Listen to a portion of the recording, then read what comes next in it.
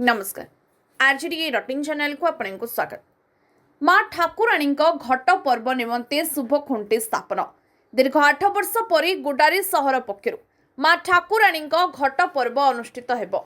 एही अवसर में गुरुवार दिन गुडारी जगन्नाथ मंदिर परिसर में माँ ठाकुराणी घट पर्व निमंते शुभ खुंटी स्थापन करा जायछि। आसंता 30 तारिख में माँ घट आसिबो एवं मे 11 तारिख में घट विसर्जन कराजिबो बोली कमिटी पक्षरु सूचना मिली। शुभखुंटी स्थापन रे पुरोहित उद्धव महापात्र पूजा कार्य संपादित करथिबा बेले कमिटी सभापति विष्णु प्रसाद देव सपत्नीक कर्ता भाव में दायित्व तुलाइथिले। मांकर रीतिनीति अनुसार पूजार्चना पर शुभखुंटी स्थापन करा जायतिला। घट पर्व रे मीना बजार सांगको प्रति संध्यारे विभिन्न प्रकार मनोरंजन कार्यक्रम परिवेषण हेबो।